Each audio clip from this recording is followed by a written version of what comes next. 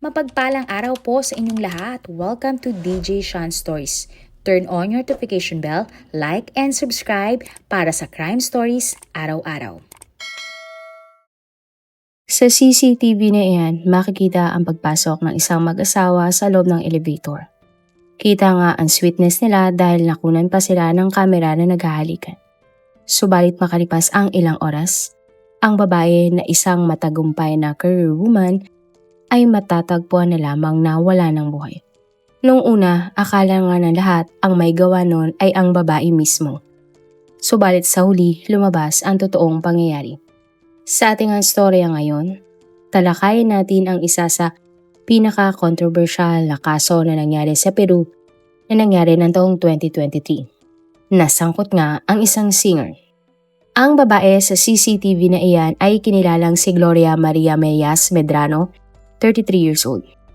Nagmula nga si Maria sa bansang Peru at siya ay ipinanganak ng March 1990. Si Maria ay panganay sa 4 na magkakapatid at lahat ng kanyang mga kapatid ay pawang mga lalaki. Ang kanyang ina naman ay si Gloria habang ang kanyang ama naman ay si Luis. Matalino, responsable at masipag. Niyan ilarawan si Maria ng kanyang pamilya. Nung nagdadalaga pa si Maria, makikita ng kanyang mga magulang ang dedikasyon nito sa pag-aaral at disiplina sa sarili. At nang nagkolehiyo na si Maria, pinili niya ang kursong Tourism Administration. Pinagbutihan nga ng dalaga ang kanyang pag-aaral dahil mataas ang kanyang pangarap para sa kanyang sarili at sa kanyang pamilya. Sa kasamang palad, habang nag-aaral si Maria, ang kanyang mga magulang ay naghiwalay. Malungkot nga ang mga pangyayaring na ito para kay Maria dahil nasanay siyang buo at masaya ang kanilang pamilya. Ngunit hindi ito naging balakid para kay Maria upang matapos niya ang kanyang pag-aaral. Nang nakagraduate na nga si Maria, lumipat siya sa kapital ng Peru, ang Lima. Kaya dito na binuo ng babae ang kanyang matayog na karir. Malayo man sa kanyang pamilya, nakatiis si Maria alang-alang para sa kanyang mga pangarap. Nag-focus din si Maria sa pagtatayo ng kanyang sariling brand sa hospitality industry. At sa paglipas nga ng mga taon, si Maria ay isa na sa mga iginagalang na negosyante at eksperto sa hospitality management. Si Maria ay naging isang polyglot o maraming alam na lengguwahe. Ito ay matapos niyang magkaroon ng 4 na master's degree na magkakaiba ang lengguwahe. Bukod doon, nakarating na din si Maria sa iba't ibang parte ng mundo dahil sa kanyang trabaho bilang isang hotel and tourism administrator. At dahil sa tagumpay ng karir ni Maria, siya ay naging independent na at siya na din ang sumusuporta sa kanyang buong pamilya. Malapit nga sa kanyang pamilya ang babae. Sa tuwing may okasyon, sinisigurado ni Maria na siya ay makakauwi sa kanyang pamilya at meron siyang regalo sa mga ito. At kahit pa napaka-busy, hindi makakalimutan ni Maria na maglaan ng oras para sa kanyang nanay, tatay at mga kapatid. Ayon nga sa mga katrabaho ni Maria, mataas ang paghanga nila sa babae dahil sa galing nito sa kanyang trabaho. Bukod doon, hindi daw mayabang ang babae at handa siyang magbahagi ng kanyang mga kaalaman sa kanyang mga katrabaho. At kung pagbabasihan nga ang mga social media account ni Maria, makikita ang mga sweet na larawan ng babae kasama ang isang lalaki. Ang kanyang mister na si Rafael. Si Rafael Alejandro Alvarez ay 35 years old na mula talaga sa Venezuela at siya at ang kanyang pamilya ay immigrant sa Peru. Hindi tulad ni Maria, si Rafael ay hindi nakapagtapos ng kolehiyo dahil sa kakapusan ng pera ng kanilang pamilya. Bagkos ay tumulong na lamang siya sa maliit na bakery na pagmamay-ari ng kanyang ama. Mahilig nga sa musika ang lalaki at pangarap niya na maging isang sikat na singer balang araw. Pero dahil sa sitwasyon ng kanyang pamilya, isinantabi na muna ni Rafael ang kanyang mga pangarap. Tahimik pero maalaga. Ganyan ilarawan si Rafael ng kanyang pamilya. Ayon naman sa mga kaibigan ng lalaki, hindi masyadong mahilig mamasyal o makipag-inuman si Rafael. Mas gusto daw kasi ng lalaki na kasama ang kanyang gitara sa loob ng kanyang kwarto. At taong 2010, nang sina Maria at Rafael nga ay nagkakilala sa isang lugar bago mag-aral ng kolehiyo ang babae. Sinabi nga ni Rafael na siya ay isang aspiring musician at vocalist na gustong makapasok sa music industry sa Peru. at naging malapit nga na magkaibigan ang dalawa kalaunan. Madalas imbitahin ni Rafael si Maria sa kanyang mga gig. Tila nare-relax naman ang dalaga at nawawala ang kanyang stress kapag naririnig niya ang boses ni Rafael. Mula nga sa pagkakaibigan, naging magkasintahan ang dalawa. Agad namang ipinakilala ni Maria sa kanyang pamilya si Rafael. Malugod namang tinanggap ang lalaki ng mga kapatid at magulang ni Maria. Itinuring nga din ng ina ni Maria na si Gloria na parang sarili niyang anak si Rafael. Habang kuya naman kung ituring ng mga nakababatang kapatid ni Maria ang kasintahan ng kanilang ate. Tuwing may okasyon ang pamilya ni na Maria, palaging andon si Rafael. Kinausap naman ng ama ni Maria na si Luis si Rafael at sinabing huwag ngang saktan ng lalaki ang kanyang anak. Nangako naman si Rafael na aalagaan niyang maigi si Maria. Maganda nga ang naging takbo ng relasyon ni na Rafael at Maria. Ayon nga sa mga balita nang maayos na ang karir ni Maria at maganda na ang kanyang kinikita, pinag-aral ng babae si Rafael upang ito ay maging isang professional singer. Noon pa man kasi palagi nang sinasabi ni Rafael sa kanyang nobya na gusto niya mag-focus sa pagkanta upang makamit ang kanyang mga pangarap. At bilang mabait at mapagmahal na nobya, pinagbigyan naman ni Maria ang kahilingan ni Rafael.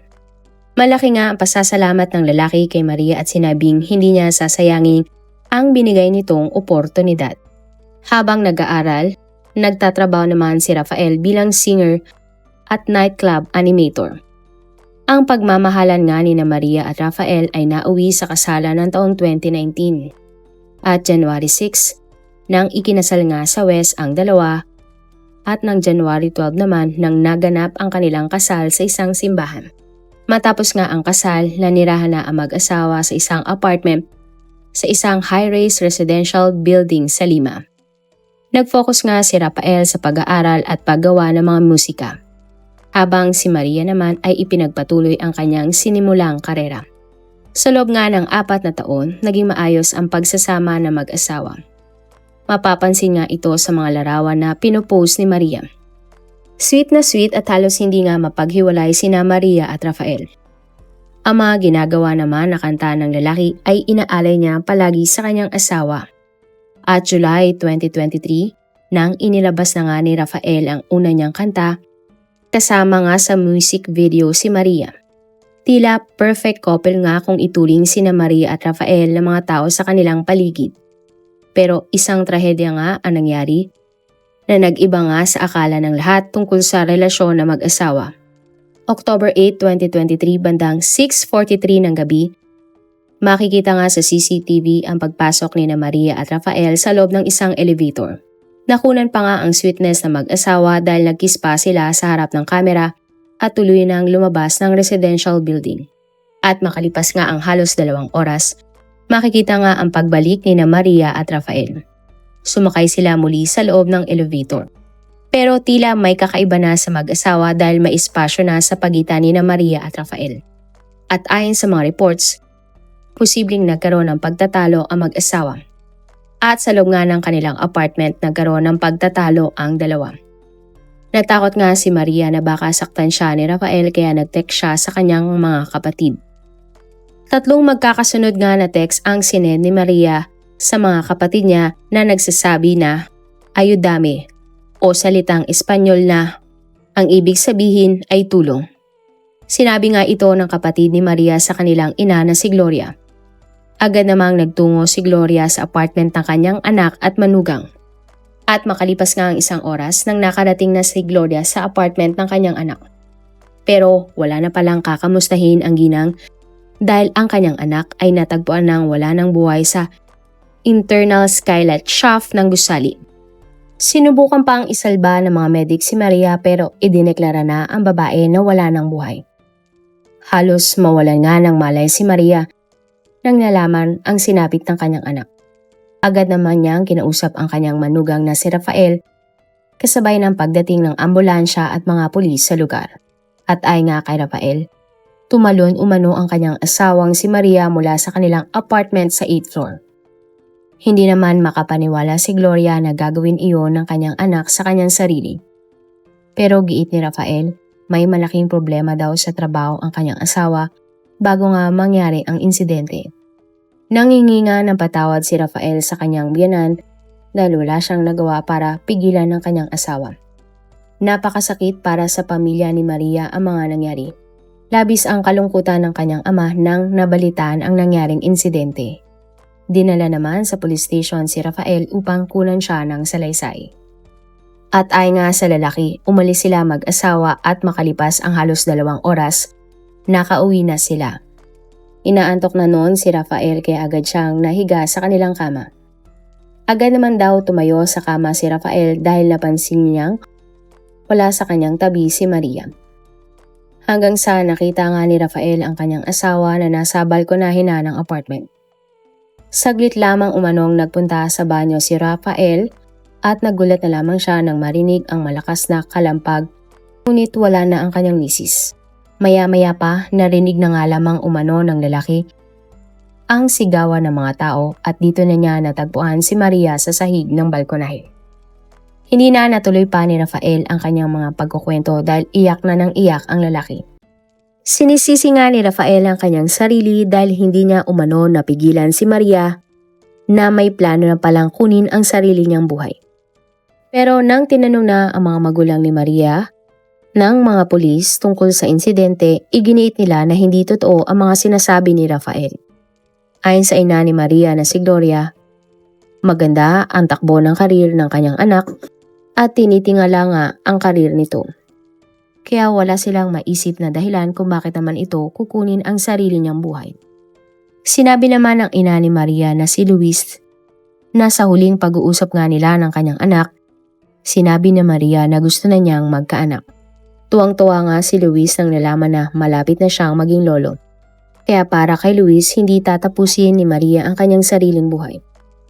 At dahil walang ebidensya na nagsasabi na may taong responsable sa pagkamatay ni Maria, idineklara ng mga pulis ang kanyang kaso na sarado na at ang insidente nga ay walang nakita ang foul play.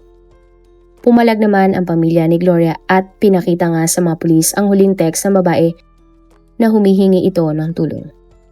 Nagsumamo nga ang pamilya ni Maria sa mga pulis na imbestigahang maigi ang kaso. Dahil dito, kinalkal nga ng mga pulis ang cellphone ni Maria. At dito na nila natagpuan ang tungkol sa 2 life insurance na nakapangalan sa ginang. Ang mga forensic expert nga ay nagsagawa ng isang crime scene reconstruction na nagpapatunay na ang physics ng pagkakahulog ni Maria sa balkonahe ay hindi tugma sa voluntaryong pagtalon. O ibig sabihin hindi nga si Maria ang may gawa nito kundi ito ay sinadya. Napasa kamay din ng mga pulis ang kuha ng CCTV matapos ang nangyaring krimen kung nasaan nga nakita ang mga kinilos ni Rafael matapos mahulog ang kanyang misis sa balkonahe. At sa halip na magpakita ng gulat o pagmamadali para iligtas ang kanyang asawa, tila hindi nagpanik si Rafael. Relax lamang siya habang tinititigan ang kanyang sarili sa salamin ng elevator. Inaayos ang kanyang damit at kaswal na tinitingnan ang kanyang telepono. At paglabas nga ng elevator, nagpunta pa si Rafael sa front desk at lumabas. Nagpanik lamang si Rafael nang nakita niya ang kanyang biyana na si Gloria. At sa kuha nga ng CCTV, pumasok ng elevator si Rafael. Pagkatapos, nagpabalik-balik lamang siya habang may kausap sa cellphone at tuloy nang umalis. At dito na nga nagduda ang mga pulis kay Rafael. At sa investigasyon ng mga otoridad, lumalabas na hindi pala ganon kaganda ang relasyon ng mag-asawa. Ayon sa mga pulis, lahat ng gastos sa bahay ay sagot pala ni Maria.